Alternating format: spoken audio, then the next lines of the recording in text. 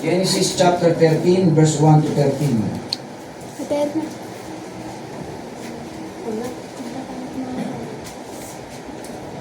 Yung next sticky.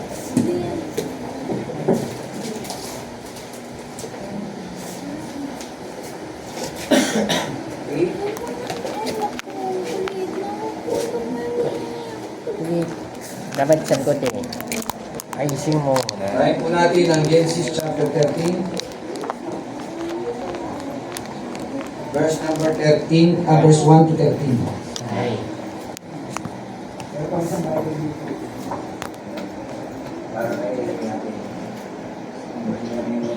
Gawin niyo muna po yan. Pag ano.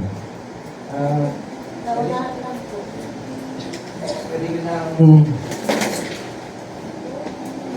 gamitin yan. Kunin nyo na lang tapos para sa inyo na yan, natin din na. Dali nyo sa bahay, pagpunta kayo dito, dali nyo rin yan. Para may gamit na kayong Bible. Lagyan yung plastic para hindi masira. Okay? Pati si Kuya. Bago ba yan? Medyo may lumana. Gusto mo yung bago? Ito.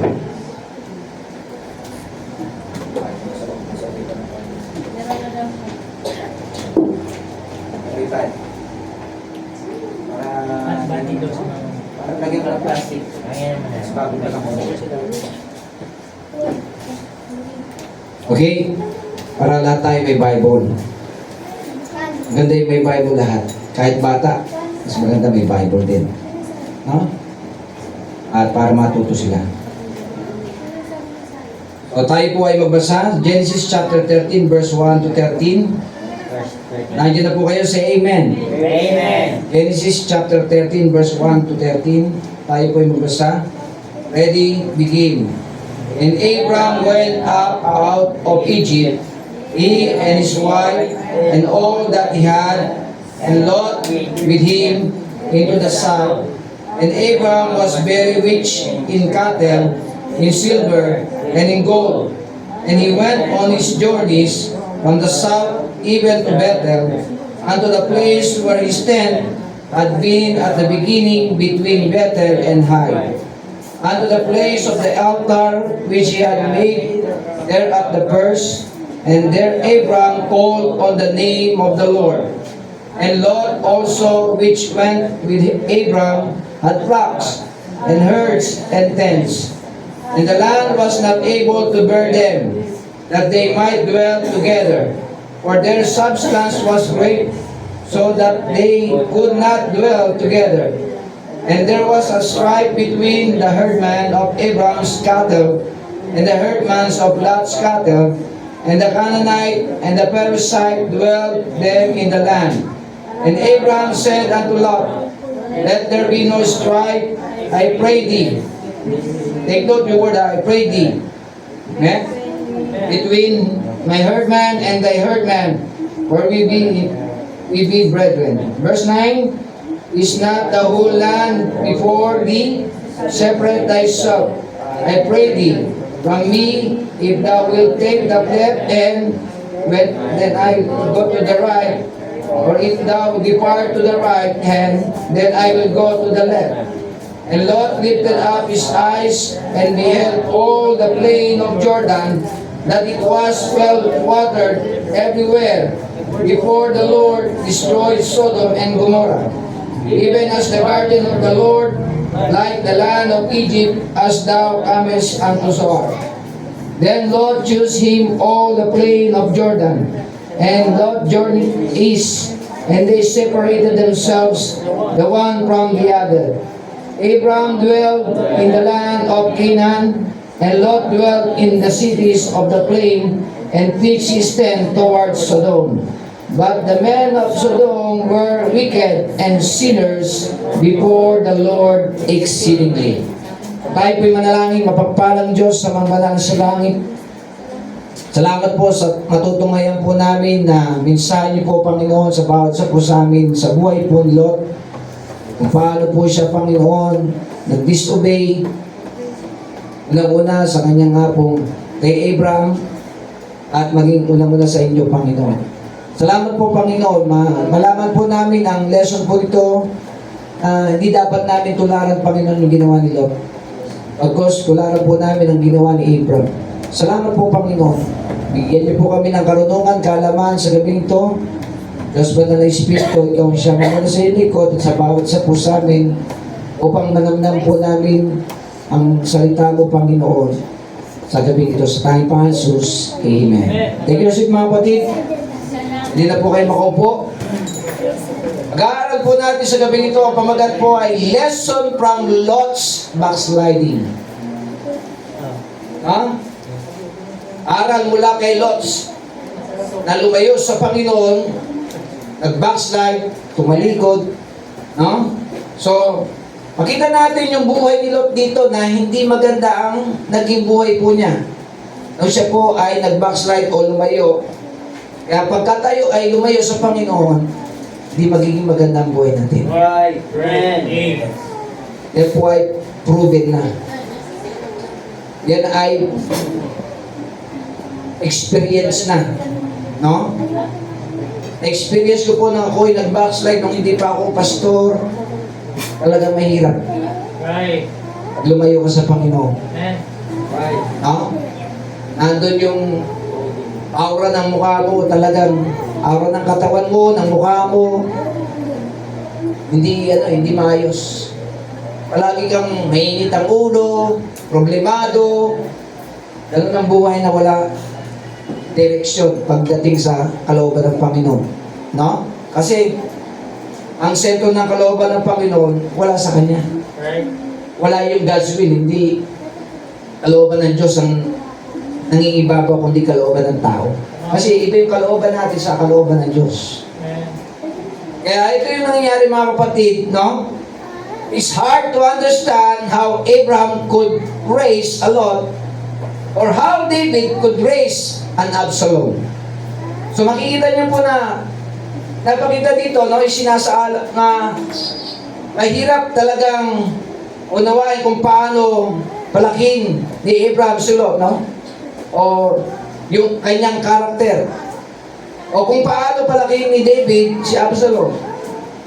Yung kanyang karakter, no? Makita po natin.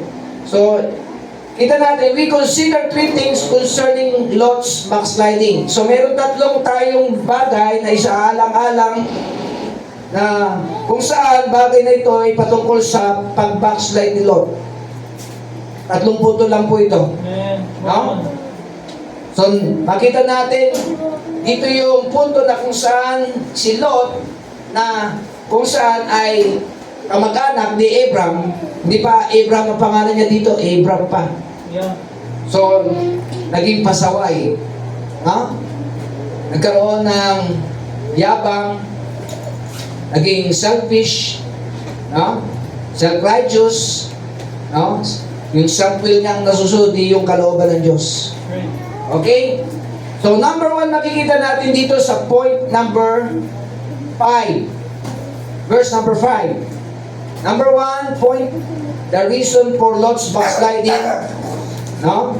Ano yung dahilan kung bakit si Lot ay nag-backslide? Mga dahilan ng pag-backslide o paglayo ni Lot ay mapapansin natin dito sa verse number 5 down to verse number 11. So, the reason for Lot's backsliding, pansinin niyo po sa verse number 5. Balik tayo sa ating text, no? Hindi naman tayo lalayo. Genesis chapter 13. Isang bagay na mapapansin natin kay Lot sa kanyang paglayo o pag-backslide niya, no? Na wala yung presensya ng Panginoon, wala yung will ng Panginoon, ay nandito sa point number, sa verse number 5, no? Verse number 5, ano po sabi dito sa verse number 5? And Lot also, which went with Abraham, had flocks, and herds, and tents. No? Meron po siyang mga kabuhayan, no? Mga hayop na alaga. Ito po yung flocks, no? Herds, and tents. No? So makita po natin yan sa verse number 5, verse number 6. And the land was not able to bear them, that they might dwell together, for their substance was great. So yung substance, ibig sabihin yung mga ari-arian. No, may mga ari-arian si Lot saka si Abraham, hindi na kaya ng kanilang pong lugar sa dami. No? Hindi na kaya ng kanilang lugar. So, nandiyan po yung sabi dito, verse number 6, that they might dwell together. So, hindi na sila pwedeng magsama. For their substance was great so that they could not dwell together. No? Hindi na sila pwedeng magsama ni Abraham at saka ni Lot. Kaya nangyayari po, nag-aaway-away. Sa verse number 7, tingnan niyo po, and there was a strife. Meaning yung strife, mayroong away-away. Okay? Between the herdmen of Abraham's cattle, no, yung mga tauhan ni Abraham, ni Abraham, no? So, yung tauhan niya, saka yung tauhan ni Lot, nag-aaway, and the herdman of Lot's cattle. And the Canaanites and the Perizzites dwelled then in the land. No? Nandun na rin yung Canaan at saka Perizzite sa mga panahon na yun. Nananahan din po sa lugar na yun. Pero mapapansin niyo po, nagkaroon ng tinatawag na strife, no? Between doon sa mga tawag dito, servant o mga tauhan ng dalawa, si Abraham at saka si Lot. So mapapansin po natin, una makikita natin dito sa verse 5 and 6, mayaman. Parehas yung dalawa. Mayaman din po si Lot. So, the reason for Lot's backsliding is success. No? Yung riches. Pero ang makikita natin, yung riches niya, ginamit niya sa hindi maganda. That's right. Kumpara kay Abraham. Malaking bagay makita natin, pag mayroon tayo, pinayaman tayo ng Panginoon, biniles tayo ng Panginoon, gamitin natin sa Panginoon. Amen. Hindi gagamitin sa ibang bagay. Hindi gagamitin sa ibang tao. Kung siyang nagbigay, sa kanya mo rin gamitin. Amen. Nangyayari po minsan sa Kristiyano, biniles ng Panginoon, nakalimutan ng Panginoon. Praise on. No? Huwag po tayo maging ingrato pag gano'n. Ungrateful tayo, unthankful tayo sa nagbigay sa atin. Lakas natin, binigay ng Panginoon. No? Kalusugan, binigay sa atin ng Panginoon. Binigyan tayo ng kapayapaan ng Panginoon. No? Lahat ng meron ng Panginoon, binibigay sa atin. Kasi anak niya tayo. Amen. Except na lang kung hindi ka pa anak ng Panginoon. Pero kung nais mo maging anak ng Panginoon, lahat ng meron ng Diyos, ang tatay, meron din ikaw. So, nais ng Panginoon, makita po natin dito, no? Sa point letter A, makita po natin, the reason for Lot's backsliding, his success. No? Yung kanyang kayamanan, matagumpay na meron siyang mga ari-arian, meron siyang substance, no? Mayaman din po si Lot, pero makikita natin, hindi niya ginamit yung yaman niya sa Panginoon. Malaking bagay po na makita natin yung pagkakaiba ng dalawa. Yung yaman ni Abraham sa yung yaman ni Lot, kahit sila yung magkamag-anak, magkaiba ang kanilang pong vision, mission. No? Yung kanilang pangarap. Iba yung pangarap ni Lot sa pangarap ni Abraham. Ang pangarap ni Abraham ay papurihan ng Panginoon sa mga blessing na natatanggap niya. Amen. Pero si Lot, na ang pangarap niya, nakatingin siya sa mundo. No? Yung tinatawag na materialistic. Minsan ang Kristiyano nagiging materialistic pagdating po pag binibless na. No? Tumitingin na doon sa material. No? Kaya sabi ng Bible, love not the world, neither the things that are in the world, sa 1 John chapter 2, verse 15. Amen. No? Love not the world, neither the things that are in the world. If any man love the world, the love of the Father is not in him. Amen. Romans chapter 12, verse number 2. No? Be not conformed to this world, but be transformed by the renewing of your mind. Be not conformed to this world. No? Set your affection on things above, not on things on the earth. Yeah. Yung mga bagay ng mga kapatid na pinapakita sa atin, huwag tayong maging materialistic o kagaya ni Lot. Kaya siya nag-backslide, tumingin siya, no, sa mga bagay dito sa mundo. hindi siya tumingin sa Panginoon. Sabi ng Bible, looking unto Jesus, the author and finisher of our faith. Amen. Doon tayo dapat nakapokus. Kasi yung mga material na nandito na enjoy natin, for a moment of time lang yan. Panandalian lang po yung mga yan. Pera, panandalian lang ang pera dito. Pag namatay tayo, hindi na natin ma-enjoy yung pera. Iiwanan natin ang lahat ng bagay dito sa mundo. Kaya, huwag po natin, sabi nga ba ng Bible, sabi ng Bible, for the love of money is the root of all evil. Amen. No, huwag natin malin yung, huwag masyadong sobrang pag-ibig sa salapi. Hindi po masama magkaroon ng salapi ng pera. Pero pag sobra mo nang minamahal ang pera kaysa Diyos, take note ha, kaysa Diyos, hindi na maganda. Amen. No, hindi mo pwedeng ikumpara ang Diyos sa pera. Right. No, hindi mo pwedeng unahin ang pera kaysa Diyos. That's right. Dapat ang inuuna, palagi ang Panginoon. Amen. Siya ang palaging priority. Dapat nandun yung palagi sa buhay natin siya. No? Siya ang una, siya palagi ang ating pong priority. No? Siya ang ating palaging uunahin sa ating buhay. Amen. Sabi nga po ng Matthew 6:33, seek ye first the kingdom of God. Siya ang una sa buhay mo, sa buhay ng bawat isa sa atin. Hindi siya second, hindi siya third. Sinabi niya, seek ye first kingdom of God and His righteousness, and all these things shall be added unto you.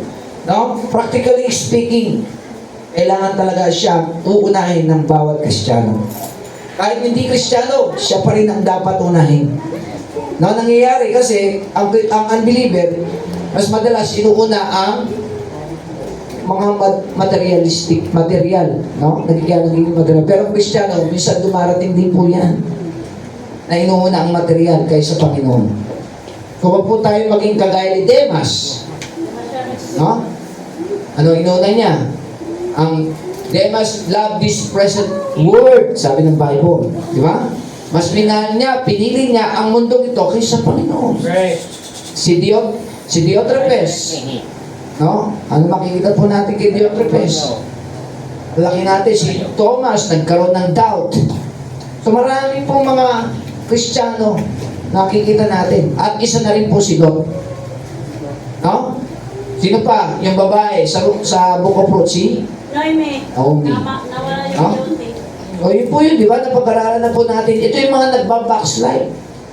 Na kung saan, kaya sila nagbabackslide, may reason. So point number one, 3 things concerning Lot's backsliding. The reason for Lot's backsliding, number 1, makikita po natin, no? The reason for Lot's backsliding is success.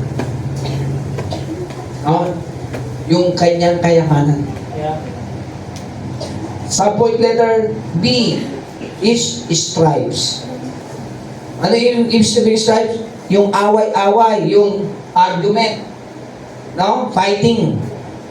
Sabi dyan sa verse 7 and 8, basahin po natin, and there was a strife between the herdman of Abram's cattle and the herdmans of Lot's cattle. So, ibig sabihin, merong mga argumento at fighting, nag-aaway, no? Yung tao ni Abram at yung tao ni Lot. So, yun yung nagiging way, no, ng isang Kristiyano para siya mag-backslide. Nakikipag-away. Okay? Arguments. Fighting. No? So, malaking bagay mga kapatid. Tayo ay sikapin natin, huwag makipag-away. Di maganda po yun. No? Yan pong nangyayari. Gawin natin yung tama lang. Tama lang. Yung tama lang. So, malaking bagay, no? Tayo po ay nasa tama lang. Hindi tayo lalagpas, hindi tayo kukulang, kundi sa tama lang. Okay? So, makita natin his success, his stripes, his selfishness. No? Yung pagiging makasarili niya. Si Lot ay naging makasarili. Tingnan niyo po sa verse 10 and 11. Basahin po natin yung verse 10 at saka verse number 11. Ano sabi po dyan sa verse 10? And Lot lifted up his eyes, and behold, all the plain of Jordan, that it was well watered, everywhere before the Lord destroyed Sodom and Gomorrah, even as the garden of the Lord, like the land of Egypt, as thou comest unto Zoar. Then Lot chose him all the plain of Jordan, and Lot journeyed east, and they separated themselves the one from the other. No, napapansin niyo po dito mga kapatid, naging makasarili po siya. Pinauna pa nga, sabi niya, o sige, mauna ka na. Sabi ni Abraham, mauna ka nang pumili. Right. Kung ikaw ay sa north, ako ay sa south. Kung ikaw ay sa east, ako ay sa west. No? Alam niyo dapat kung sino dapat ang mauna? Yung matanda. Tama. No? Parang dito, sa church, yung mga elders natin dapat nauuna. Minsan po nagiging pangit yung nauuna pa yung bata kaysa matanda. Tingnan niyo po ang nangyari. Nauna pa yung bata na si Lot kaysa kanya nga pong kay Abraham. No? Ano makikita natin dito? Balik. Right. Ano pinili ni Lot? Yung plain of Jordan. Yung kapatagan. Pag sinabing plain of Jordan, yung kapatagan. Ayaw niya sa mga bundok. Ayaw ni Lot sa mga akyat-akyat na matataas. Gusto niya lang yung patag na lugar. Katulad po na inalimbawa dito, yung kapatagan, sabi dito, well watered everywhere before the Lord destroyed Sodom and tinawag po siyang garden of the Lord. No? Like the land of Egypt. Kaya, minsan mga kapatid, nangyayari sa Kristiyano, mas pinipili yung comfort zone kaysa hindi comfort zone. Mas yung komportable ba? No? Ay, walang aircon sa church. Walang aircon, hindi ka na ba ate ng church? Walang ilaw ang church. Minsan lang naman nangyari na wala tayong ilaw. Ibig sabihin, hindi na ba tayo magpapatuloy para mag-service? Hindi pwede. Hindi lang pwede.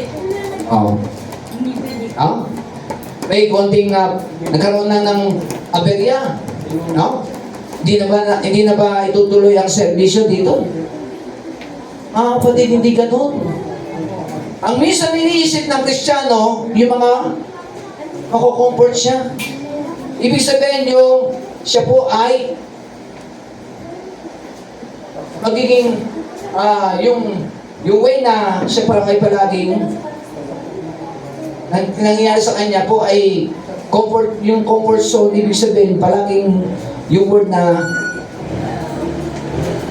gusto niya yung palagi yung hindi siya tawag dito,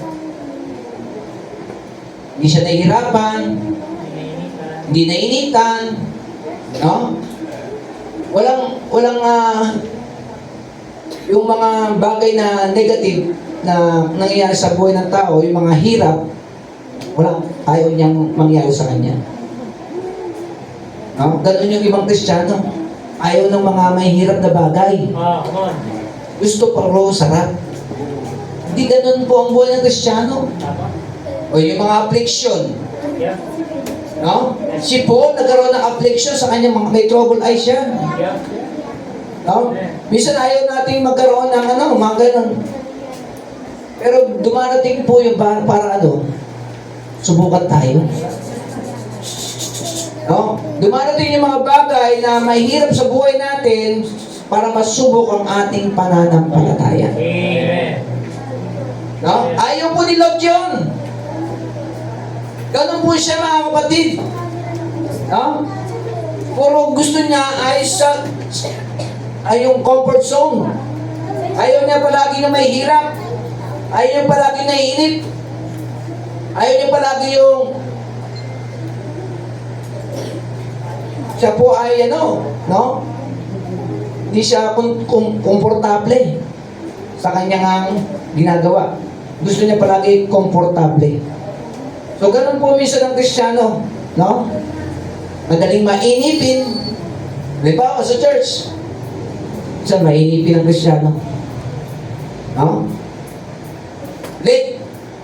Late ka na nga umatin, gusto mo kagad, mauna ka kagad umalis. Yun po ang nangyayari po minsan. Ayaw ng Panginoon yun. No? So, hindi po pwede yung ganun. So, makita po natin, sa point number 1, the reason for Lord's backsliding, makita natin yung his success, yung riches niya, his stripe, no? Yung kanyang character. Pag sinabing stripe, yung person character. Then, yung selfishness, his selfishness, yung pagiging makasarili niya, no? Mas gusto pa niya doon sa kapatagan kaysa mga bundok. Mas gusto niya doon sa comfort zone. Ayaw niya ng hirap. Gusto niya palagi enjoy lang ng enjoy. Gusto niya palagi sarap lang ng sarap. Ayaw makatikim ng hirap. Kaya meron nga nagsabi, di ba? Na expression. Oh, okay lang tamad. Hindi naman pagod. Malibo yun. Oh? Sabi ng Bible, ang tamad, huwag pakainin. That's right. Amen. Hindi tayo pwede maging tamad pag sa gawain ng Panginoon. Yep. Kasi tayo po ang mananagot sa Panginoon. No? Anak tayo ng Diyos, wala tayong ginagawa sa Kanya. Tamad tayo. Huwag tayong tamad. Kasi ginagawa naman natin ito para sa Panginoon. No? Amen. So, yun yung dahilan. Kaya siya nagbabackslide. And makikita rin natin, hindi lang po yun. Is separation. No? Sa verse number 9, basahin po natin verse number 9, gusto niyang sumeparate kay uncle niya, no? Kay Abraham niya. No? Dito kay Abraham. Gusto niyang sumeparate o humiwalay. So ano ang ginawa dito? Sabi niya sa verse number 9, is not the whole land before thee? Separate thyself, I pray thee, from me, and thou wilt take the left, and then I will go to the right. Kung ikaw ay sa kaliwa, ako sa kanan. No, sabi po dyan ni Abraham. Or if thou depart to the right hand, then I will go to the left.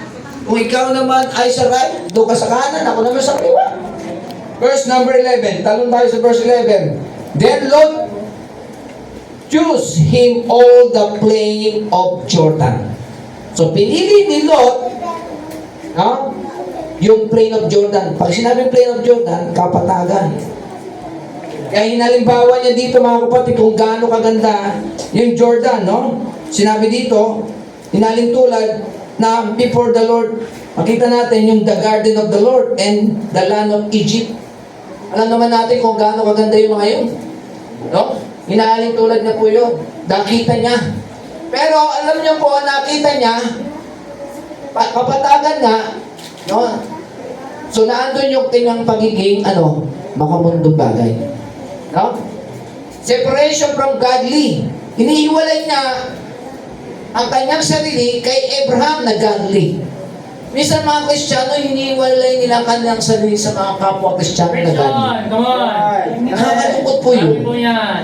May mga Kristiyano, godly na ngayon kinakasama mo, hinihiwalay ka pa. Wow.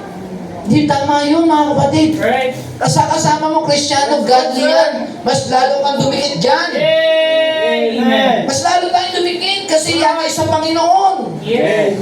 Nangyayari, umiiwalay po ang ibang Kristiyano sa godly Christian na dinadala siya sa Panginoon, no? Minomold siya, minomotivate siya, no? In-encourage siya, no? Pinatitibay siya, ine-edify siya, pero may mga Kristiyano ayaw doon sa godly. Right. Amen. Lumalayo. Right. Kaya napapahamak, matigas ang ulo eh. That's right. Ganyang Kristiyano matigas ang ulo, talagang mapapahamak. Lumalayo sa godly. Kaya sa makikita niyo po dito, separation.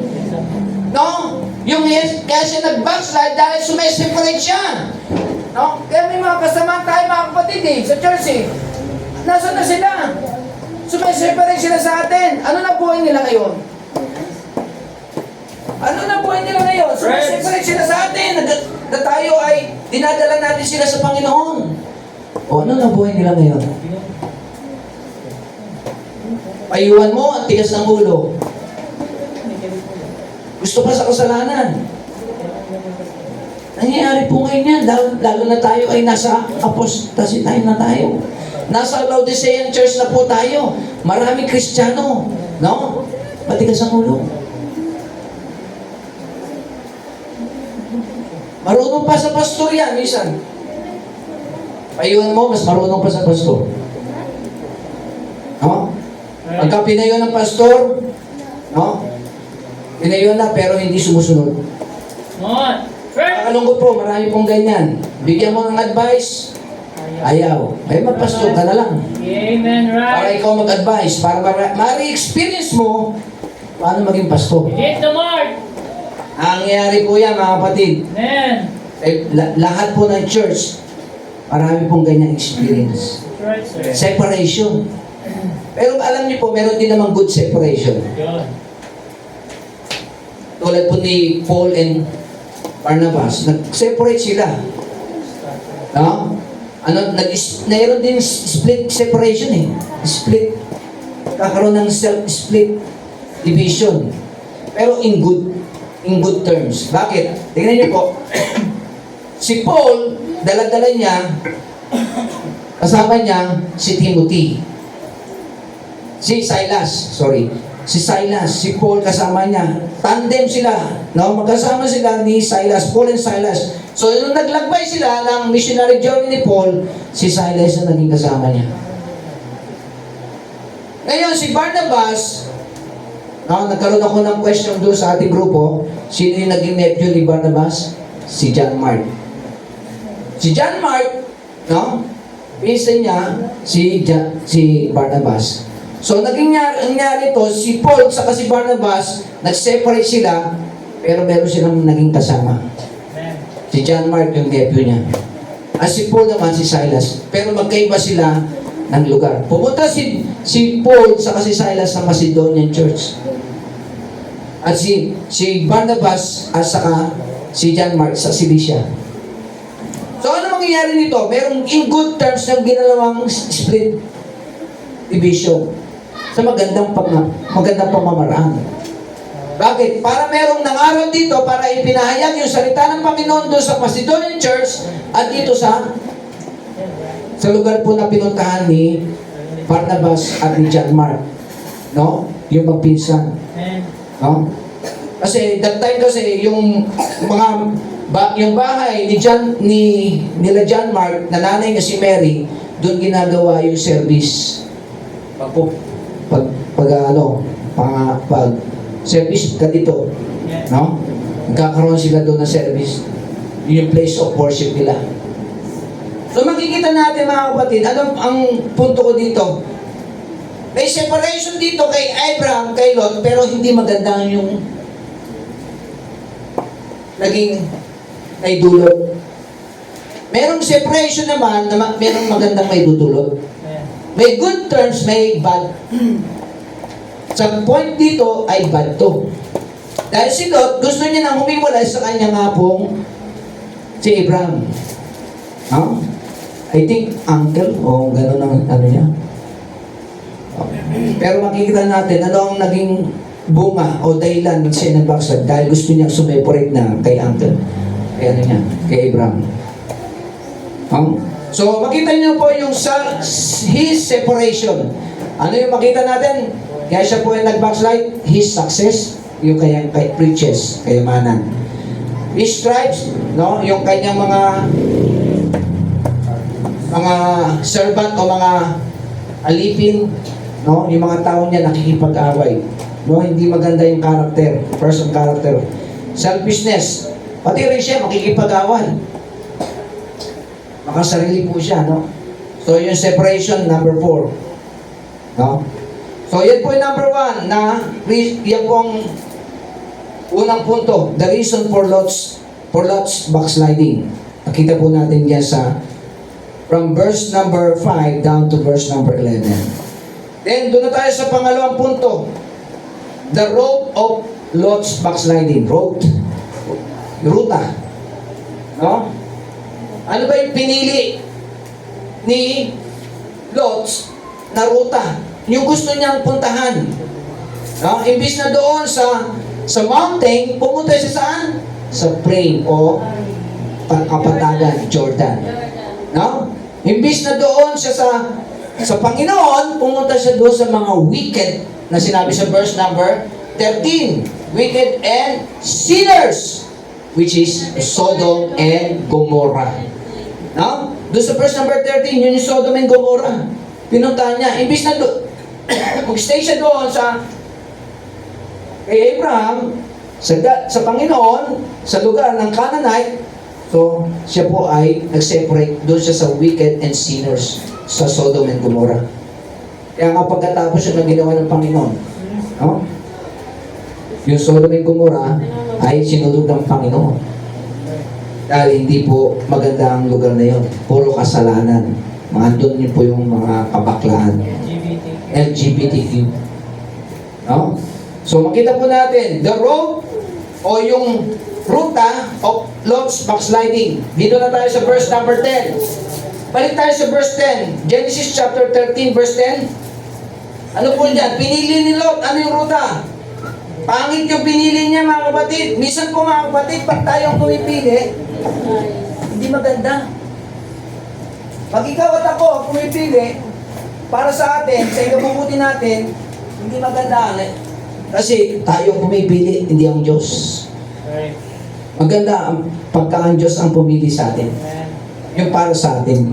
Yung will ng Diyos ang masunod, hindi yung will natin. Kasi nangyayari, will ng sarili natin na susunod, pinili ni Lot, hindi maganda ang kanyang pinili. Verse number 10, ano sabi dito? So yung ruta, no? Kaya siya nag-backslide, yung route, no? Yung ruta. Ano sabi dito? Yung lugar na kanyang pinili. Verse number 10, and Lot lifted up his eyes and beheld all the plain of Jordan, that it was well watered everywhere. No? Napansin niya, ang ganda nito, kapatagan, maraming tubig. Patag, hindi na ako mahirapan pang umakyat kasi pagka bundok ang pinili ko, so, mahirapan ako umakyat palagi, akyat panaog ako. Eto kapatagan, kaya makikita niyo po, sabi niya, no, well watered, matubig. Diba? Sa mga magsasaka, gustong-gusto po nila yan.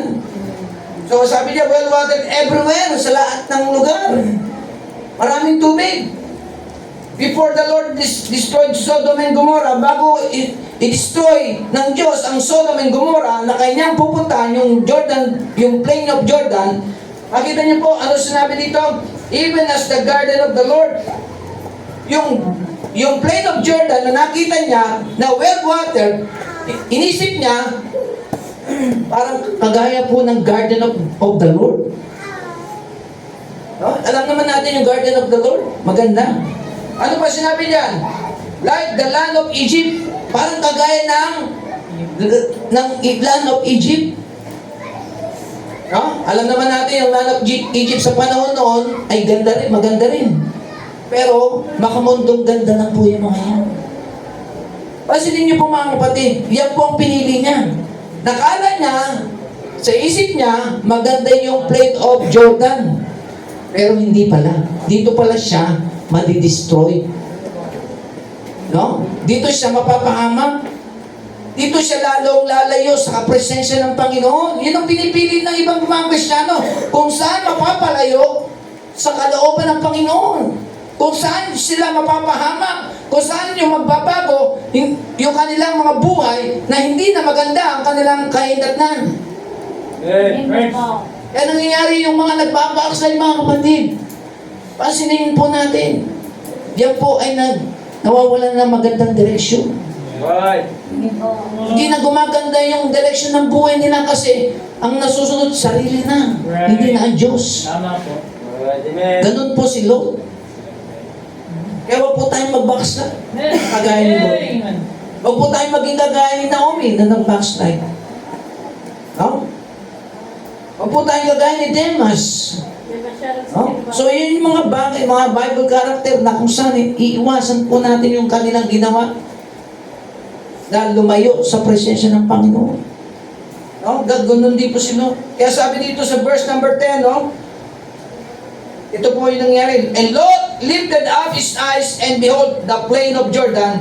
Yung pinili po niya. Ano pa sabi sa verse 11? Then Lot chose him all the plain of Jordan. And Lot journeyed east, and they separated themselves, the one from the other, no? So, nagkaroon ng separation na. Yung si Lot at si Abram. So, makikita po natin dyan, yung the road of Lot's backsliding. Lot chose the road of least resistance. Ano po ibig sabihin yun? Alam niyo po, pagka doon, kung pinili niya ang mountain napunta kay Abraham, alam niyo po, di ba sa mga nag-sports, mas ginagawa nila, pumupunta sila sa mga mountain. Yeah. Yung mga sports ay mga nagja-jogging yan sa mga matataas. Hindi sa mga patag. So makita natin, Lord choose the road of least resistance. Ano ibig sabihin yung pastor? Ibig sabihin, mas pinili niya yung mahina ang resistensya niya. Ihina ang resistensya niya. Kapatagan yung kanyang pinili. Pero kung siya ay pinili niya yung mountain, no? Kahit na yan ay bundok, pero lalakas yung resistensya niya. Yun ang ibig sabihin niya, mga kapatid. So, ang pinilan niya na rota, yung patag, yung plain of Jordan, kaysa doon sa mountain na napunta kay Abraham, ang nangyari, humina ang resistensya niya. Dahil yung plain of Jordan ang pinili niya. Pero doon kay Abraham, di ba, pansinin niyo po, yung mga nasa bundok, malalakas ang resistensya. Tama po? Lalo na sinasabi na yung mga tribo-tribo na sa bundok. Ay, sabi sa'yo, kahit ilang lakad ang bigla yan. Di natin kaya yung kanyang mga nilalakad. Mga sa tribes. Buntok-buntok ang inaakit yan. Tayo nandito sa kapatagan. Di natin kaya yung pagdating sa akyat, pagdating sa mga lakaran. Katulad yung mama ko. Di ba? Kasi matibay ang kanilang mga resistensya. Matitibay sila sa lakaran, sa takbuhan. No? Yung resistensya nila, gano'n na lang. Kaya mahina ang resistensya ni Lot. Pag nag-backslide ka sa Panginoon, hihina ang resistensya mo. Amen. Right. Tama? Mahihina. Malagi kang puyat. Hihina ang resistensya mo. Kasi wala na yung presensya ng Panginoon. Pero kahit na nagpupuyat ka, basta nasa Panginoon ka, pinipreserve ng Panginoon yung lakas mo eh. Kasi nasa Panginoon din. Right. Huwag lang abusuhin talaga. Pero iba pa rin yung nagpupuyat na Kristiyano, nandun ang Panginoon, kaysa nagpupuyat na Kristiyano, nag-backslide ka na, yun ang mali. Magkaiba yun. Amen. Praise. No? Kaya sa pansinin nyo, pagka inuna mo ang Panginoon, kahit puyat ka, sinusustain ng Panginoon yung lakas. Praise the Lord. Amen po. No? Binabalik ng Panginoon yung lakas kahit na puyat ka. Inuna mo ang Panginoon. Amen. No? Kaysa doon sa hindi mo inuna ang Panginoon, napuyat ka, talagang manghihina ka physically, lalong-lalo spiritually. Kasi nag-backslide ka, lumalayo ka na sa Panginoon. Ganon po si Lot, nag-backslide siya, nanghina na siya spiritually at saka physically. So he chose, no? He chose the road of least resistance. Mahina na resistensya niya. Pero kung ikaw ay nasa Panginoon, palaging nasa kalooban ka ng Panginoon, lalakas ang resistensya mo. Amen. Every time na lagi tayo nasa center of God's will, yung resistensya natin, binibigay yung magandang resistensya ng Panginoon sa atin. Every time. Kahit pagod ka, susustain niya yung resistensya mo. Pero pagka backslided ka, sorry to tell, manghihina ka. Pagkat wala na yung God's will ng Panginoon. Siya ang nagkukontrol eh. Siya ang humahawak ng buhay natin eh. Siya yung may hawak ng lakas mo eh. Siya nagbibigay ng lakas sa atin. Kaya pag wala po yung presensya ng Panginoon, yan ang mangyayari, babackslide po ang Kristiyano. Ay hina na resistensya niya. No? Palagi nang bugnutin yan. Palagi nang init ng ulo yan. Every time, palagi mainit ang ulo niyang bugnutin kasi wala na yung presensya ng Panginoon. Kaya huwag po natin hayaan mag-backslide tayo. Huwag po natin hayaan maging kagaya tayo ni Lord. No? We choose the road of least resistance. The plains instead of the mountains. No? Pinili niya ang plains of Jordan instead of mountain. Di ba may awit? On the God of the mountain is the God in the valley. Pero makikita natin, pinutukod ng mga iba naman. No? Ibig sabihin, parehas nga silang Diyos, pero makikita nyo, resistance sa iba pa rin sa bundok. Napansin ko yung mga nagkaroon ng marathon, mga kapatid. Sa marathon, mga kapatid, sa takbuhan, tumakbo ka sa mga, nasanay ka na sa mga bundok. Pagka nilaban mo sa marathon, mananalo yan. Nasanay kasi sa mga bundok yan. Sa training. At-train sila ng gusto. Kaya malaking bagay yung mga matrain ka sa resistensya sa mga hindi patag. Maganda doon sa mga matataas. Diba? Malaking bagay yung resistensya nandun. Kapatagan ang pinili ni Lot sa halip ng mga bundok. No? The plain instead of the mountains, sabi sa verse number 10. Ano pa yung sa point letter A na yan? Sa point letter B, he chose the road of lustful reasoning. No? Pinili niya ang landas ng mahalay na pangatwiran. Ano ibig sabihin mga kapatid sa verse number 10? No? Buksan po natin sa verse 10. Ano po sabi diyan? And Lot lifted up his eyes. Lust of the eyes. Ano sinin niyo po, di ba? Ang ginamit, hindi puso. Ang ginamit, mata. Di ba ganun din po ito sa Matthew chapter 4? Yes. May lust of the eyes, lust of the flesh, and pride of life. So, yung makikita natin, yung lust of the eyes ang ginamit ni Lot. Anong pagka-lust of the eyes? Lustful. Ita. Ang naman. Ulog.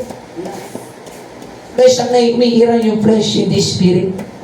Lust. No? So makikita natin yung lust. Sabi po dyan, no, sa verse number 10. And Lot lifted up his eyes and beheld all the plain of Jordan, that it was well watered everywhere. Nakita niya sa kanyang mga mata. Ay, maganda ang Jordan River.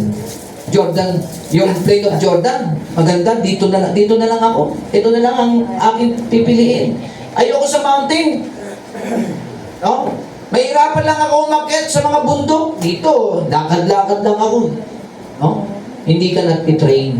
Minsan mga kapatid, hindi tayo nag-train pagka doon tayo sa comfort zone. Amen. Ha? Ay, mainit. Hindi mo na kami mag-ano. Ay, gabi na eh. Hindi na ako sasama ng street fishing. Hindi ka nag-train. Kaya sakitin. Minsan ang Kristiyano sakitin. Kasi hindi na-train, hindi na-exercise. Ang kapatid, dapat ma-train tayo at ma-exercise. Ha? Adjustable dapat tayo. Amen. Minsan, ang Kristiyano hindi adjustable. Kung ano lang gusto. No? Hindi lang, oh yes, flexible. No? Kung ano lang gusto ng Kristiyano. Ay, dito na ako. Hirap niya, mahirapan ako eh. No? Tinatamad ako. Gusto ko nang umuwi. Ayaw mo nang maglingkod sa Panginoon. Hindi ka na-exercise yung katawan mo. Kaya marami ka na ngayon complain. Kaya yung katawan mo, sakitin na. O, kahit yung pain po nagkakasakit, pero ano ang ginagawa ng Panginoon? Biyaya ng Panginoon, pinalalagpas. Amen. Biyaya ng Panginoon, kahit na tayo, mga kapatid, may mga sakit. Nalalagpas tayo sa mga sakit natin. At sinustain ng Panginoon yung ating mga lakas. Lord, glory to God. Pinagagaling tayo. Hindi natin akalain, nakakarating tayo ng church kahit may sakit tayo. Amen. No? Kahit wala kayong problema natin, dinadala tayo ng Panginoon sa church. Amen. Hindi ba natin napapansin yun? Biyahe ng Panginoon. Wala, marami tayong problema, iba-ibang klase ng problema ng bawat isa sa atin. Hindi natin alam mga problema natin, pero alam ng Diyos! At ang Diyos, kahit na ikaw ay marami pang pinakamaraming problema pa sa buhay, sa lahat ng tao, kaya niya ng Panginoon solusyonan niya. That's right. Amen. Kaya solusyonan. Ang malaking bagay mga kapatid, huwag natin hayaan maging kagaya tayo ni Lot. No? Hindi siya adjustable, hindi siya flexible. Kailangan maging flexible tayo, maging adjustable tayo. No? Hindi tayo lang dun sa comfort zone. Kailangan din dun sa training ground. Sa battleground, hello! Training ground sa battleground! Hindi yung palagi na lang gustong Kristiyano doon sa aircon. No? Kailangan pinagpapawisan din. Ang ganda rin yung pinagpapawisan, di ba? Pag pinagpapawisan ka, lumalabas yung mga sakit. Exercise yan eh. Babawasan ka ng mga kolesterol sa katawan. Mayroon kasi pagka tayo po ay sobrang sobra sa aircon, sobra sa laman. Kaya malaking bagay, yung pinagpapawisan din tayo dapat. Pag mainit, reklamo tayo. Pag malamig, reklamo pa rin. Saan ka ilalagay ng Panginoon? Mainit, malamig, sala ka sa init, sala ka sa lamig. Hindi maganda rin. So mga kapatid, nakita po natin, he chose the road of lustful reasoning. No? Nagre-reason. Puro dahilan. No? Nangyayari po. So, yan yung subpoint letter B. Ano yung subpoint letter C? He chose the road of loose restriction. He chose the road of loose restriction. Pinili niya yung ruta na kung saan ay pag-iipit. No? Yung mga kapatid, minsan po yung ruta na pinipili ng Kristiyano ay mahirap po. Mahirap dito. Sobrang hipit naman sa FBC Marikina. Pero mo, alas tuwing linggo, alas 8 ng umaga hanggang alas 12. O ngayon, nag-adjust na tayo hanggang alas 11 medya na lang. Diba? At sa hapon, alas 3 sa young people hanggang alas 4. At alas 4 hanggang alas 7. Pero, minsan ang Kristiyano, mga kapatid, murmuring and complaining. Ha? Minsan, ganun tayo mga kapatid. Wala tayo minsan kakontentuhan. Nangyayari po yan sa buhay ng Kristiyano. Katulad ni Lot, he chose the road of loose restriction. Pinili niya yung ruta na kung saan ay ito hindi maigpit to. Hindi maigpit dito. Walang bawal dito. Ako ang masusunod dito. No? Hindi ako pwedeng pangunahan ng Diyos. Ako dapat ang muna sa sarili ko. Pero ako. Me. Ako ang bida. Ako ang bida. Walang kontrabida. Ako pala yung bida. Ako masusunod eh. So, walang restriction. Walang iipit sa'yo. Walang sisita sa'yo. No? Walang magagalit sa'yo. Ikaw kasi ang bida. Ganun ba dapat, mga kapatid? O sinisita ba tayo? Pagka may mali tayo, hindi ba tayo pwedeng rebuke, exhort? Kailangan rin po tayo sitahin minsan. Kasi para maging reminder sa atin na mayroon tayong mali. With love, syempre. No? With love. Rebuke. Sabi ng Bible, rebuke sharply. Amen. 2 Timothy chapter 2 verse 15. Ano sabi doon? 3:16. 2 Timothy 3:16. All scripture is given by inspiration of God, is profitable for doctrine. Ano ba sunod? For reproof. Ano yung reproof? Reproof. For correction. Reproof saka correction. I-correct tayo. Hello? Nandun yung rebuke saka correction. Kailangan tayong i-correct at saka rebuke ng salita ng Diyos para matuto tayo. Kasi nawawala na tayo sa alignment. Kailangan po tayo, katulad ni Lot, kailangan siyang i-correct, kailangan siyang i-rebuke. Kasi gusto niya doon sa walang magbabawal sa kanya. Minsan sa mga Kristiyano, doon pupunta sa walang magbabawal sa kanya. Ito, walang bawal dito. Pwede kong uminom ng alak. Dito, pwede ko dito. Doon ako sa church na ito na pwede kong magsuot ng damit na No? Sexy. Pwede kong manood ng mga bold. Ay, nako, patay na. No? Pwede kong manigarilyo. Di naman ako nakikita. Ganun po ba yun? Laking bagay mga kapatid. Matuto tayo. Restriction, may restriction po. Pagdating sa harapan ng Panginoon, mayroon pong mga bawal. At ang bawal yung mga gawa tayong kasalanan. Ayaw ng Panginoon sa kasalanan eh. Okay? And the last point. Ano yung una? The reason of Lot's backsliding. Number 2, the road o ruta, yung pinuntahan of Lot backsliding. Number 3, the results of Lot's backsliding. So, tatlo lang po yan. Reason and root and saka yung result. Mga resulta ng kanyang pagbabackslide. Genesis chapter 19. Genesis chapter 19, ano po ang sabi dito? Verse number 7 and 8. Lot lost his Christian character. Minsan po mga kapatid, pagka nagbabackslide ang isang Kristiyano, ito pong nangyayari yung character niya. Nawawala na yung Christian character. No? Nawawala na yung pagiging Kristiyano na, yung character ng Kristiyano. Hindi na nagpopuyan, hindi na gumagalang. No? Dati gumagalang, ngayon bastos na. Kristiyano yan, pero hindi na gumagalang, hindi maganda yun. No? Yung po at opo, mga anak dito, no? Kailangan magpo at opo. No? Yung mga mano-mano, magmano kayo sa mga lolo, mga nanay, mga magulang. Mano?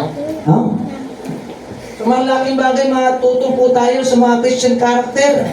Sabi sa verse number 7 and 8, sabi sa Genesis 19 verse 7 and 8, na napansin niyo po, and said, I pray you, brethren, do not so wickedly. Behold, now I have 2 daughters, which have not known man. Let me, I pray you, bring them out unto you, and do ye to them as is good in your eyes, only unto you, and only unto these men do nothing. For therefore came they under the shadow of my roof. No, makikita natin yung sa verse number 8. Ano makikita niyo po dito? Yung character ni Lot. Biruin mo, dalawang anak niya. Ano ginawa niya sa dalawang anak niya? No? He called the Sodomites. No? Sabi niya sa verse number 7, tinawag niyang brethren ang mga Sodomites. Kailangan ba tawagin brethren yun? Kapatid ba natin sila, yung mga bakla, tomboy? Hindi. Yun niyo po sinabi ni Lot, so, I said, I pray you, brethren. Sinabi po ni Lot, brethren, yung mga bakla. Mali po yun. Kung talagang sila ay brethren, tatawagin mo, huwag silang magpakabakla. Kasi ang anak ng Diyos, walang bakla, tomboy sa anak ng Diyos. Pag ikaw ay talagang anak ng Diyos, magiging lalaki ka kung talagang ikaw ay lalaki. Magiging babae ka kung talagang ikaw ay babae. Kaya tinatawag dito, brethren. Pero hindi sila mga brethren eh. Mga bakla sila eh. Hindi dapat tawagin po ni Lot yung mga bakla na brethren. Para doon lang yun talaga sa tumanggap sa Panginoon, na binago ng Panginoon. Ako niyo po mga punto. So makikita natin dito, he called the Sodom brethren. Sa verse 7, mali po yun. Sa point number 2. No? Sa point number 1 yun. He called the soldiers brethren. Tinawag po niya yung mga Sodom, yung mga bakla na brethren. Number 2, he offered his 2 daughters. Tignan niyo po, in-offer niya yung dalawa niyang anak doon sa mga bakla. Maganda ba yun? No. No? To the Sodomite, yung dalawa niyang anak, bahala na kayo sa dalawa kong anak na yan. Yung mga bakla. Kahit mga bakla yan, lalaki pa rin yan, pwedeng rapin yung dalawang anak niya. Lalaki pa rin yan. Hindi po. May kinuwento nga sa akin doon eh, yung ano, meron daw bakla, nagugupit ng buhok. Nang gupit daw, meron daw binatilyo hanggang sa yung binatilyo daw doon ng pagupit, biglang nirape ng bakla. Binatilyo. Mga kapatid, nangyayari po yun. Kahit ang bakla, nag-rape yan. Kaya mag-ingat po tayo sa ating mga sinasabi. Katulad po nito, si Lot, nagsabi, brethren. Tapos, pinaubayan niya pa yung dalawa niyang anak sa mga baklang ito. So, makikita natin yung Christian character, mali po kay Lot. Huwag po natin gawin yung character natin madungisan. Maging compromiser tayo. Huwag natin ito madungisan yung character natin bilang Kristiyano. Pag Kristiyano ka, tayo, no? Mag-stand tayo kung ano yung sinasabi ng Bible. Tumayo tayo sa katotohanan. Hindi yung mag-compromise. Isan po nagko-compromise ang Kristiyano, nakikiayon. No? Pagka sinabi ng, it's a pride month, wow! Aayon ka naman. Makikijoin ka rito. Mga kapatid, hindi po tayo nag-join sa ganyan. Pride month yan sa mga bakla yan. No? Yan ay karumal dumasarapan ng Panginoon. That's right. Kailangan natin silang i-review. Matakot sila sa Diyos. Kailangan nila ang Panginoon. At kung wala ang Panginoon sa kanila, hindi sila pupunta sa langit. Kaya kailangan yun. So, point number 1, sa point letter 1, letter A, Lot lost his Christian character. Letter B, Lot lost his older children confidence. Lot lost his older children's confidence. Nawalan ng tiwala si Lot sa kanyang nakatatandang anak. Verse number 14, pansinin po natin. Verse number 14, nawala na po siyang tiwala. And Lot went out and spake unto his son-in-law, which married his daughters, and said up, Get you out of this place, for the Lord will destroy this city. But he seemed as one that mocked unto his sons-in-law. So ano makikita mo natin dito, no? Nawala na siya ng tiwala. Doon sa kanyang hapon, sons-in-law, sabi diyan, mga kapatid, Lord, sabi diyan, went unto his sons-in-law, which married his daughter, yung pinakasalan sa kanyang anak, and said up, sabi, get you out of this place. Sabi niyo, alis kayo dito sa lugar na ito. Kasi nga, gugunawin na ng Panginoon yung Sodom and Gomorrah. For the Lord will destroy this city, itong Sodom and Gomorrah. But he seems as one that mocked unto his sons-in-law. No? Inamak. Mahirap po niyan, mga kapatid. Minsan wala na tayong tiwala kasi yung mga nasa paligid natin, hindi na tayo paniniwalaan dahil hindi na tama yung ating patuto. Yung mga nasa paligid natin, nasira yung testimony natin, hindi sila maniniwala sa ating kasi bad yung testimony natin. Ganon si Lot, bad testimony yung kanyang buhay Kristiyano, kaya hindi siya pinaniniwala ng mga tao. Didestroy ito ng Panginoon, umalis na kayo dyan! Minamak siya. Di nangyari, ano nangyari? Patay. Okay? So, subpoint letter B. Letter C. Lot lost his cattle. No? Nawala na po yung kanyang ariyan. Tingnan niyo po. Verse 24 and 25. Then the Lord rained upon Sodom and upon Gomorrah brimstone and fire from the Lord out of heaven, and he overthrew those cities and all the plain and all the inhabitants of the cities and that which grew upon the ground. Now, sabi dito, all the inhabitants of the cities. Lahat po, pati yung cattle niya, lahat ng kanyang mga ari-arian, mga substance niya, patay ang lahat. Sunog.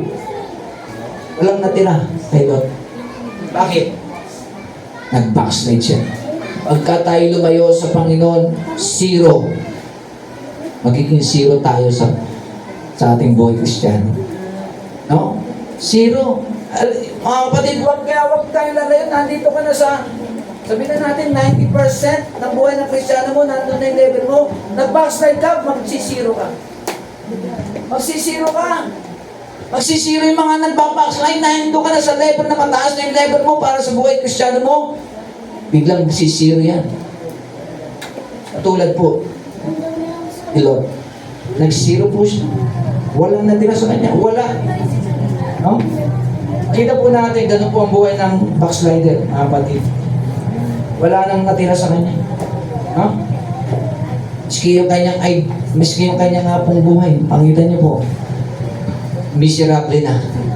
Ano ba, alam niyo po yung miserable? Walang direksyon. Walang direksyon, miserable ng buhay nung. Kasi wala nang Panginoon eh. Magiging miserable na ang buhay ng isang Kristiyano pag wala sa kanyang Panginoon. Hello? Gusto mo ba maging miserable ang buhay mo pag wala? Pag subukan mo, mawala sa iyong Panginoon, magiging miserable ang buhay mo. Every time mga kapatid, pag tayo ay nag-backslide tayo, lumayo tayo sa harapan ng Panginoon, magiging miserable ang buhay natin. Tulad po ni Lord. No, nawalan po siya ng yung Christian character niya, wala na. Yung kanyang santo, yung older children, no? Ano ba? Yung cattle niya, ano ba? Companion, verse 26. Tingnan niyo po.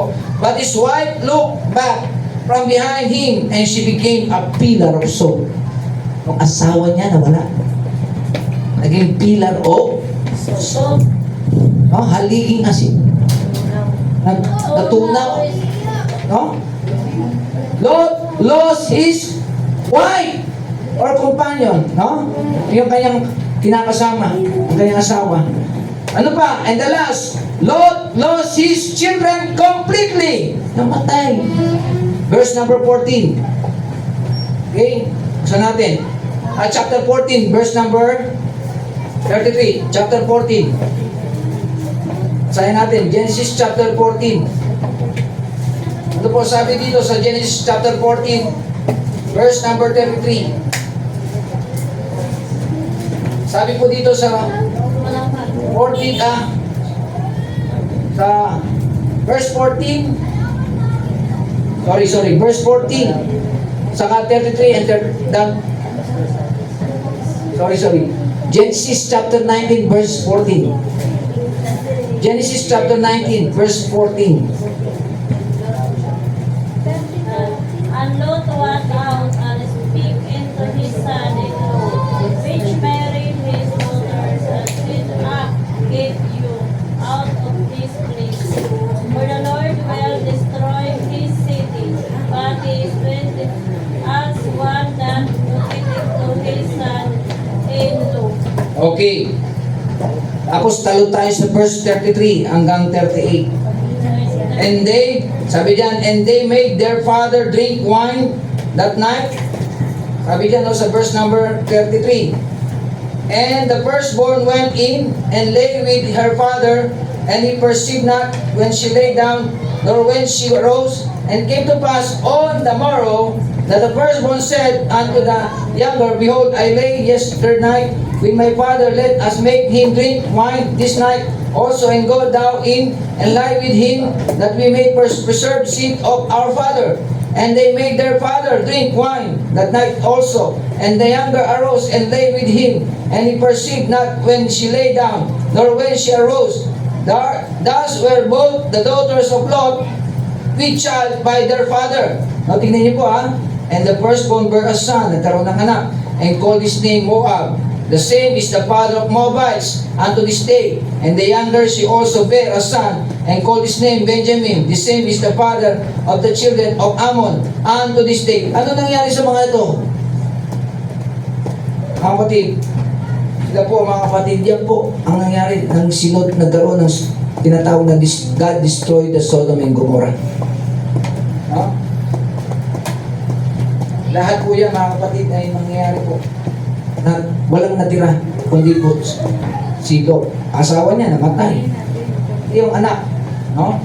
Tuloy yan. Sa verse 40, no? Ang ilan ay sa Sodoma, ang ilan ay dahil sa kasalanan at saka dito sa verse 33 to 38 dahil sa kasalanan. Tapos Sa verse 14, dahil doon sa Sodoma. No? So Lot lost his children completely. Matay doon sa Sodom at namatay doon sa mga kapatid sa kasalanan. Mahirap po kasi pagka nasa kasalanan po ang isang backslider. Mahirap. No? Kukunin ka ng Panginoon, maga. Nagpa-backslide na tayo sa Panginoon, hintay mo lang ang Panginoon. Ikilos na yan para kunin ka. Kasi hindi ka na kalugod-lugod sa kanyang pangalan. Hindi ka na anak, hindi ka naman hindi ka naman kalugod-lugod yung pangalan mo. Hindi naman ako nalulugod sa ginagawa mo dyan sa lupa. Kunin na lang kita, kaysa masira pa pangalan ko sa iyo. Kasi gumagawa nga ng kabalastugan o kasalanan. Kukunin na lang siya ng Panginoon. Halimbawa ako, ginagawa na akong kalokohan. Anytime, pwede akong kunin ng Panginoon. Amen po. Tayo, anytime, pwede tayong kunin ng Panginoon pagka mayroon na tayong ginagawang hindi maganda sa pangalan ng Panginoon natin. Amen? Ganun po yun. Sa ating Lot lost a lot. He lost everything. No? Sabi sa 2 Peter, makita po natin, lost a lot. He lost everything had except his salvation. Pero makikita natin, wala man lahat, pero hindi na walang kaligtasan ni Lot. Siya po ay anak pa rin ng Panginoon. Ganun din po tayo mga kapatid. No? Pero ang mahirap ito, yes, ligtas ka nga, pero wala ka namang reward. Sayang naman. Wala kang crowns. Wala kang mga gantimpala. Gusto mo ba yun? Yes, nasa langit ka. Pero yung iba may mga gantimpala. Diba? Maganda naman kung meron kang ibibigay na corona para sa Panginoon. Binigay sa iyo ng Panginoon yung corona, ibabalik mo sa Kanya. Diba maganda yun? Dahil naglingkod ka sa Kanya. Amen? Nagbigay ka ng oras sa Kanya. Katulad ngayon, prayer meeting. No? Nagbigay ka ng panahon. No? Nagsakripisyo ka, may reward yun para sa iyo. At yun ang reward na yun, ibibigay mo sa Panginoon bilang tanda na siya ay dapat maluwalhati sa corona na yun. Okay? For the conclusion of observation, one thing I have noticed about Christians who are backsliding on the Lord, they have a hard time getting right with God. Ano yung ibig sabihin mga kapatid? No? Mapapansin natin yung Kristiyano na nagbabackslide sa Panginoon o tumatalikod, lumalayo, nahihirapan silang umalik sa Panginoon. Nahihirapan sila. Mahirap silang babalik sa Panginoon kung hindi sila hihingi ng tulong sa Diyos. Tayo naman ang bahagi natin, encourage. Encourage sila na ibalik sa Panginoon. Ipanalangin yung ating mga kapatid na nagbabackslide. Hindi lang naman dito sa church natin may nagbabackslide. Sa ibang mga churches, marami. So, huwag po tayo mag-backslide. No? Sabi pa dito, they have a hard time getting right with God and sometimes they never make it back. They die in judgment. Amen. Kaya nga yung kukunin ng Panginoon, yung mga nagbabackslide, pag hindi sila sumunod, hindi sila natauhan. Gusto mo ba? Wala ka na sa mundo. Kapag dating mo sa harapan ng Panginoon, sabi ng Panginoon, no? Wala kang ginawa. Ito ang buhay mo sa lupa, no? Na pinakita sa iyo. No? Yan ang binagawa mo. Nasa church ka pero wala ka namang bahagi. No? Nag-ano ka lang. Nag-aupo. Nag-butas ng upuan. Porpis. Ano yung porpis? Pinaupo? Pinapunta? Pinaupo? Pinitsingan? Pinauwi. No? Porpis. Pinapunta, pinaupo, pinitsingan, pinauwi. Ano ba dapat? Hindi dapat ganun. Okay? So tayo po ay manalangin, pero bago tayo manalangin mga kapatid, tanungin ko po ang ating bisita, si Ate Lena. Ako niyo po, Ate Lena, sabi dito, ang Panginoon, meron po siyang salvation na binibigay. Si Lot po ay sa Panginoon po siya. Yun nga lang, lumayo siya sa Panginoon. Gusto ng Panginoon sa gabi ito, Ate Lena, ay po, binibisita po namin ay makakilala sa Panginoon. Magkaroon ng kaligtasan. Sakali bang dumating, Ate Lena, ang kamatayan sa inyo, natitiyak nyo na ba kung saan tutungan yung kaluluwa? Hindi pa po. Gusto niyo po bang masing, maligtas? Pumunta sa langit? Pwede, nais niyo po bang ilingan ko po kayong manalangin para kayo po ay makatanggap ng kaligtasan sa Panginoon. Susundan niyo lang po itong panalangin na ito. Gagayad ko kayo, ililig ko kayo sa panalangin para tanggapin ng Panginoon. Okay po ba sa inyo? Pwede po ba kayo tumayo dito, Nay? Ate Elena? Salamat po, no? Nandito po si Ate Elena. Sambitin niyo lang po ito. Sundan niyo lang po itong panalangin na to. Tapos, aariin niyo yung panalangin na sinambit ko sa inyo. Yung sinabi, yung panalangin. Sundan niyo lang po. Okay? Para ilig ko po kayo para tanggapin ng Panginoon Jesucristo sa buhay niyo, sa puso niyo. Tanggapin niyo siya sa inyong puso bilang sarili ng tagapagligtas. Sige po, tayo manalangin po. Ate Elena, manalangin po kayo mga kapatid. Igay po natin sa panalangin si Ate Elena sa pagtanggap sa Panginoon. Ito po ang panalangin na Ate Elena. Panginoon, salamat po sa gabing ito. Nakilala ko po ang aking sarili ay isang makasalanan sa inyong harapan. Nakita ko po wala po akong magagawa kung wala po kayo sa aking buhay.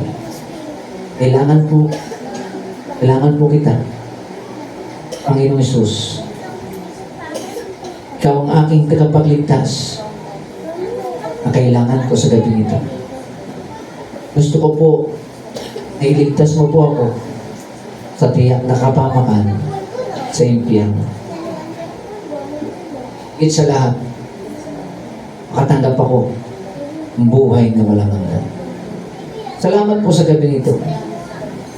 Panginoong Hesus, ikaw ay namatay, nilibing, at muling nabuhay. Patunay na ikaw ay Diyos na makapangyarihan, na kaya kong bigyan ng buhay na walang hanggan, ng kaligtasan. Ako po ay magpapasya, Panginoong Hesus, kay aking tinatanggap, pinagtitiwalaan bilang aking personal na tagapagligtas sa gabing ito. Walang pagdududa, walang pag-aalilangan. Panginoong Hesus, tinatanggap kita sa aking puso bilang aking tagapagligtas at Diyos ng aking buhay. Salamat po sa iyong pangako. Nabibigyan mo po ako ngayon din ng buhay na walang hanggan. At ito po ay nakamtan ko sa gabi nito. Ito ang samot dalangin ko, pupuri, nagpapasalamat sa dakilang pangalan ni Jesus. Amen. Ay, tanong ko lang po, sino po yung tinanggap niyo sa inyong puso? Pinagtiwalaan. Amen. Siya po yung tinanggap niyo. Siya po yung tagapagligtas natin. So, ngayon kayo ay ligtas na, saan kayo pupunta pag kayo namatay? Amen. Ay, mayroon kayong tinanggap. At yung tinanggap